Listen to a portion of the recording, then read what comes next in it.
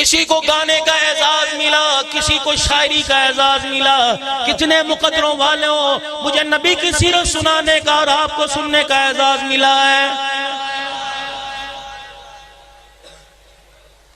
ابو جہل جیسے سردار کی طاقت نہیں تھی حضور پر درود شریف پڑھ سکے، چچا ابو لہب نہ پڑھ سکا، ابو طالب نہ پڑھ سکا، مکے کے بڑے بڑے کفار نہ پڑھ سکے، یہ تو تجھے مجھے اعزاز دیا، پھیری لگانے والا، جوتی گانٹنے والا، وہ لوگوں گاڑی کے اندر سفر کرنے والا، گاڑی چلانے والا، کلمہ پڑھنے والا، صبح شام اپنے آقا پر درود و سلام پڑھ رہا ہے۔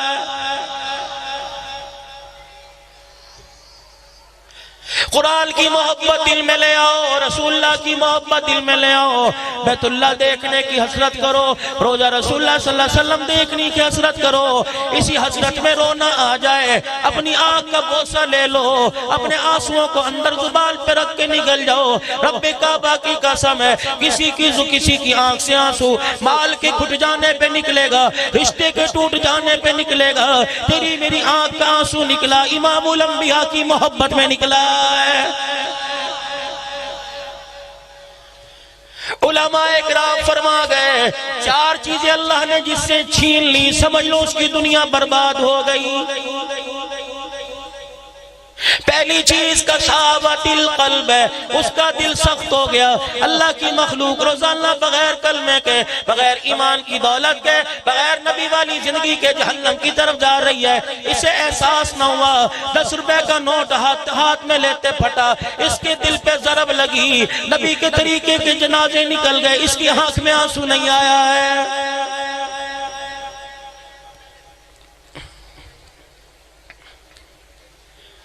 پاکستان کی تعمیر و ترقی پہ بعد میں رونا، کشمیر کی آزادی پہ بعد میں رونا، او لوگو پیسہ نہ ملے بعد میں رونا، پہلے سجدے میں پڑھ کے رو الہ العالمین۔ ہم تو نبی کے نائب بن کے آئے تھے، حضور والی زندگی کو ہم تو ساری دنیا کے اندر پھیلانے آئے تھے۔ جوتی گانٹنا اعزاز نہیں، ختم نبوت کے صدقے کار نبوت کو پوری دنیا کے اندر عام کرنا اعزاز ہے۔ او لوگو اپنا کھویا ہوا مقام واپس لے لو۔ جو مال والا قبر میں جائے گا حساب ہوگا، دکان والا جائے گا حساب ہوگا۔ قسم اللہ کی عزت کی، قبر کے اندر جو نبی والے کام والا جائے گا اس کا حساب نہیں ہوگا۔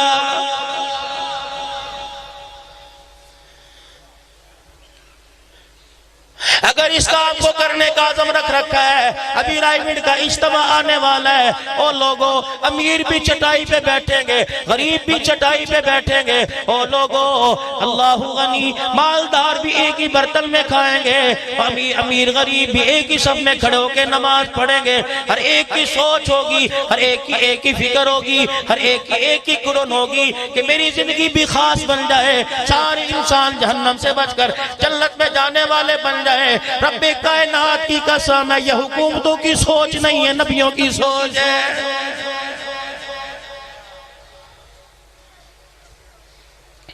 فرمایا جس کا دل سخت ہو گیا سمجھ لو اس پہ تباہی آ گئی۔ بیٹی کا حق دبا کے بیٹھ گیا، وہ لوگوں احساس ندامت نہ ہوا، بیٹے کا حق دبا کے بیٹھ گیا، 10 بچوں کی ماں بنا لی، ابھی تک بیوی کا 500 روپیہ حق مہر ادا نہیں کیا، قرضہ لے کے بیٹھ گیا، کہتا ہمت ہے نو نکلوا کے دکھا لے۔ اوہ ظالم اتنا بڑا بول نہ بول، اگر وہ تیری سختی سے تنگ آ کر پروردگار عالم کے سامنے مصلی بچھا کے بیٹھ گیا اور اس نے آنکھ میں آنسو نکال کر تیرا نام لے کے رونا شروع کر دیا، رب کائنات کی قسم ہے اس کا خزانہ تو پورا ہو جائے گا، لیکن اللہ جب تیرے سے نبٹنے پہ آیا قبر کے اندر ایسا بچھاڑے گا اٹھانے والا کوئی نہیں ہوگا۔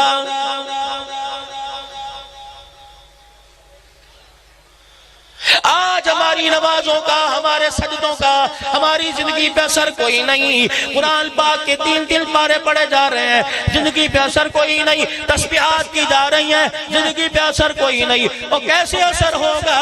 آج اولاد نافرمان ہے, بچے نافرمان ہے, کنبہ برادری نافرمان ہے. اور لوگ باپ ہو کے مظلوم بنا ہوا, اماں ہو کے نوکرانی بنی ہوئی, بھائی دکان پر پھیری لگا رہا ہے, چھاوڑی لگا رہا ہے, دکان پہ جھاڑ نہیں مار رہا ہے, بھائی کی غریبی کا احساس کوئی نہیں. او لوگوں, خدا کے واسطے نماز کا نور, سجدوں کا نور, قرآن کی تلاوت کا نور اس وقت آئے گا جب میرے گھر سے حرام کا دروازہ بند ہو جائے گا.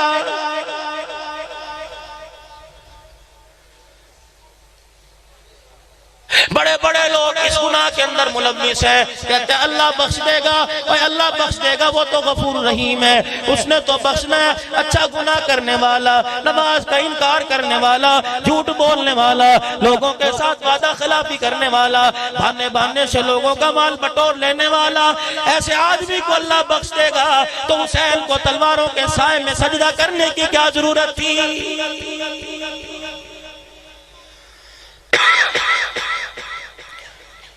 مرنے کا وقت قریب آ گیا, مسجد سے چرپائی اٹھا کے دروازے پہ لا کے رکھ دی گئی.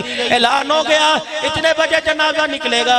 چرپائی کے اوپر ایک ہرے رنگ کی چادر لا کے رکھ دی گئی, کالے رنگ کی چادر لا کے رکھ دی گئی. کیا ہے؟ اس کے کناروں پہ کلمہ طیبہ لکھا ہوا, اس کے درمیان کے اندر آیت الکرسی لکھی ہوئی, گھٹنوں پیروں والی جگہ پہ چاروں کل لکھے ہوئے. اوہ لوگو, جس کے جسم پر, جس کے کفن کے اوپر تم کلمہ نماز والی, قرآن والی چادر دے رہے ہو, اس کا کفن سے منہ نکال کے پوچھو تو صحیح, اور بابا 70 سال گزر گئی جو یہ قرآن تے یہاں چادر کے اوپر لکھا ہے, 70 سال کی زندگی میں تو نے کبھی پڑھ کے دیکھا کہ نہیں؟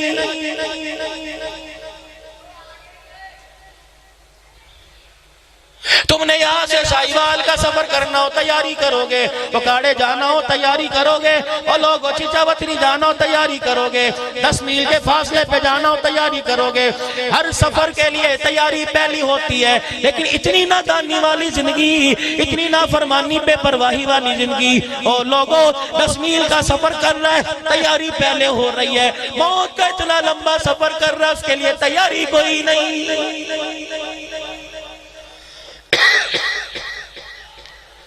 روٹی کھاتے ہوئے یہ نہیں کہتا انشاءاللہ کل کھاؤں گا, گندے کپڑے اتارتے وقت کیوں نہیں کہتا آج رہنے دو کل نئے پہنوں گا, اور نماز پڑھتے ہوئے انشاءاللہ کل پڑھوں گا, روزہ رکھتے ہوئے انشاءاللہ اگلے سال رکھوں گا, کل سے توبہ کر لوں گا, کل سے سود سے توبہ کر لوں گا. کل کس نے دیکھی؟ اگر آج موت آ گئی, رب کائنات کی قسم قبر میں جانا مشکل ہو جائے گا.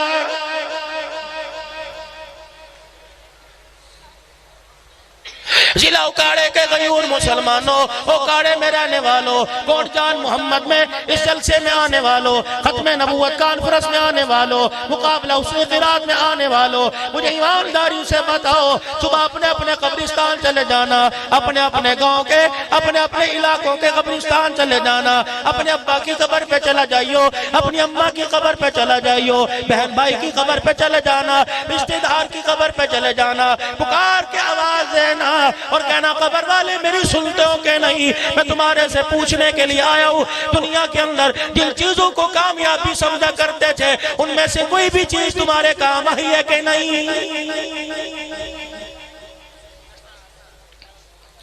باپ بولے گا, ماں بولے گی, قبر کی مٹی بتائے گی, سون کے دیکھ لیو فضا بدلی ہوگی, خوشبو بدلی ہوگی, قبر کی مٹی بدلائے گی.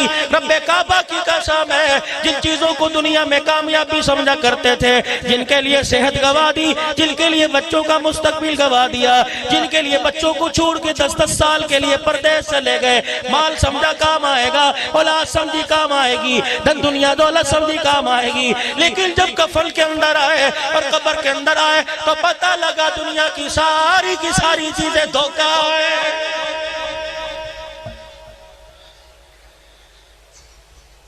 میں نے کہا قبر کی مارکیٹ ہے, اس جہال کا کوئی بازار ہوگا, اس جہال کا کوئی پلازہ ہوگا، اس جہان کی بھی کوئی مارکیٹ ہوگی، یہاں کا کوئی میرے عزیز و ماٹ ہوگا۔